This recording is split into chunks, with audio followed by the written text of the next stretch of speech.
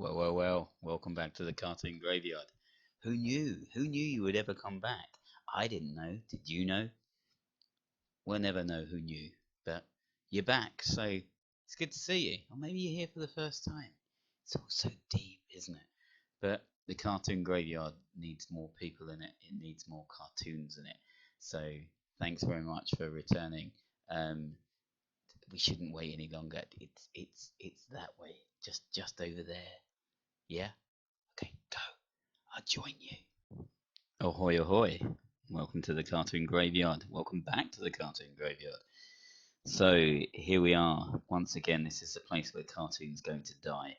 And what a joy it is to be able to be. What am I? Am I the kind of the crypt keeper of the Cartoon Graveyard? Am I the grave digger? Who knows? I quite like the idea of being the grave digger. So, what am I going to do today? Now, I've been an artist and illustrator for years, and I illustrated other people's books before starting to illustrate my own. My first book out was How to Bag a Jabberwock. I wrote it under a different name though, didn't I? So I wrote that under the name of Major Jack Union. I quite like the idea of telling people I wrote books under different names. So I wrote that book under the name Emily Bronte. Yeah, no, it was a big success for me. So yeah, no, this is this is what I always used to do. So drawing cartoons was my life. It was something that I did to relax. It was something I did to chill out, and it became my job. I drew them for other people. I drew them for newspapers, anybody that was around. Um, I would draw cartoons for, and I think as a way of getting out of life, out of your headspace, and having fun, it was wonderful, absolutely wonderful. But because I started doing it as a job, it became less wonderful. So then I started writing, thinking, oh, I would always go back to drawing again. But of course, I didn't go back to drawing. I just kept writing because it took up my time, took up all my creative energy, and I didn't get better. I've got no idea what I'm drawing. I'm just sketching as I'm talking to you. Right, I'm going to clear this away. This has inspired me. So what I'm going to do to draw today is I'm going to draw an apocalypse gnome. That's what I'm going to draw. So imagine the scene. The world has come to an end in some way. We have um, humankind has moved out. Oh, he's so sad. Humankind have moved away. What is he gonna do? But with the humans gone, who are they going to be the next people? Is it going to be the birds? Is it going to be the insects? Everyone seems to think that an insect kingdom after the humans have gone. But what if we weren't alone? What if we weren't the only humanoid forms?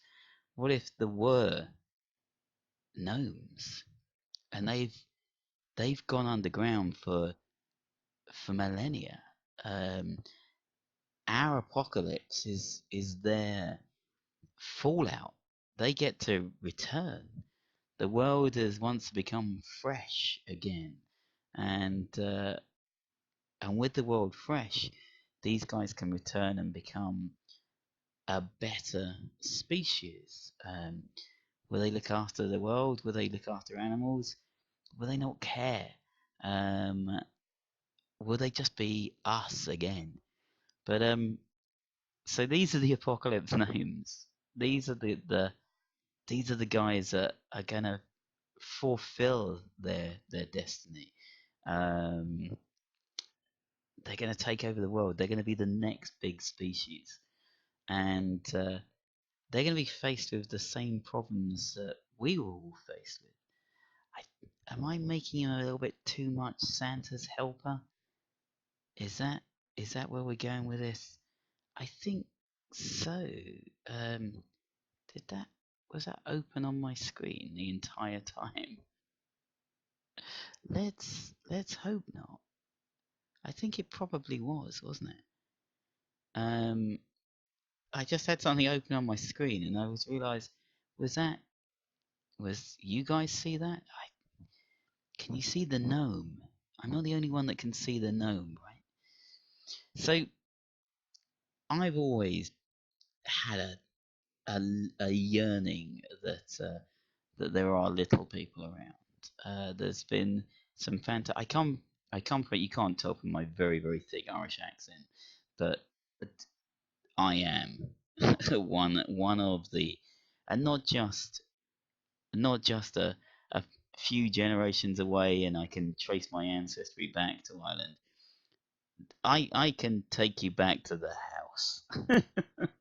I can take you back to the family home and say, okay, no, that was me. So Banbridge. So big shout out to Banbridge, all the Banbridge people. But if you grow up in an Irish family, you know the wee folk. You know they're real. You know they help out in your daily life. Um, and when you come to England, there's this strong belief that we've that we don't have the Fae, that we don't have the the little people looking after us, and that's probably true. I don't know what I've done there. Let's undo that. That's awful. So so we know the Fae are around and looking after us, but what if those Fae had gone to ground? What if they had realised that humankind were the oppressors? So if that was the case, this little fella here, he's gonna be there for you, isn't he? He looks like the kind of guy that would have tidied a house. Look at him waving. Hi. He's probably been underground for a while. He's going to be a bit more haggard, a bit more messed up. He's an apocalypse gnome. He's not just an ordinary gnome. So this is my gnome. I don't know what he's holding. It started off as a gun. There you go. Is that better? Does that look like a gun? I don't know why he's got it behind his back like that. So I think ease of drawing, Mr. Cox. Ease of drawing. So, this little fella, he's lived underground for a long time.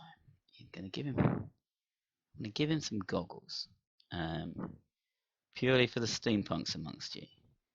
I like to say one of the great things about being a creative is I am happily aware that I have ticked all the boxes for all the different genres. I've been there. I've done my furry time, and for all of you that haven't done your furry time, maybe you should see the world from the other side for a minute. So I did my furry time. If anyone remembers the great uh, stories of Super Megatopia, which was drawn by the amazing Drake Fenwick. And I do believe Drake is probably still going on DeviantArt, maybe Fur Affinity. Look him up. Drake Fenwick was one of those early webcomic designers that you just knew was going to make the world a better place. The the the world of the fairy, the world of the world of the fairy, the world of the furry. got fairies on my head brain now. So he was going to make the world of the furries a better place. I'm going to put this in front. I I put it behind, and then I didn't like it behind. It needs to be out there. Needs to This little fella needs this guns front and forward. Everybody, he's an apocalypse gnome. He needs to take on the world. Maybe that's what they're trying to get away from, though. Oh, now I've got this thing in my head of, okay, right. Let's get rid of this. Let's get rid of this. This fella, he doesn't need a gun. He's seen the damage guns can do. He's a spade guy. Yeah, that's what he is. He's a spade guy. He uh he likes to use. He likes to dig. He knows what side his bread's buttered on. It's buttered on the gravelly side. That's where his bread's buttered. So he's I'm making a right old mess of this. There are people shouting now, going, "Why use layers? There's layers." So I will point out that I don't think I said this in the last one, but I'm a traditional drawer. This is where I draw on pen and paper. I draw in in a way where you make a mistake, you go with that mistake. You don't get to change it. So like not without a lot of Tipex. Other copy papers are available, I do believe. So, but yeah, I'm a traditional pen and paper drawer, and this is I bought myself. I wanted to do something different. I wanted to save the planet. I go through so many art pads that I wanted to do something different. And this particular one, I decided that okay, go out and get yourself a pad. Go out and get yourself a tablet that you can actually enjoy. So I'm using the XP Pen Artist 12, and I absolutely adore it. It's I don't know why this guy is an apocalypse name. Okay, so I absolutely adore it. It's it's intuitive. It works with you. I use it with the Clip Studio um, package, and if you are into graphic design, I'm not sponsored by these guys, by the way, unless they want to sponsor me, of course. Um, but this is what you get. You get this wonderful package, and it works how an illustrator's mind works. The XP pen works how someone draws on paper. It takes a little bit of getting used to, but in general, this is it's like drawing on good quality paper, and you can still make mistakes. So this little fella, he's come out from underneath the earth. I'm skipping around on my talking, aren't I? I was going to draw a nuclear symbol on him. That's I think that's probably as close as I'm going to get. So there you go. We're going to use the magic of color now. So 3, 2, 1.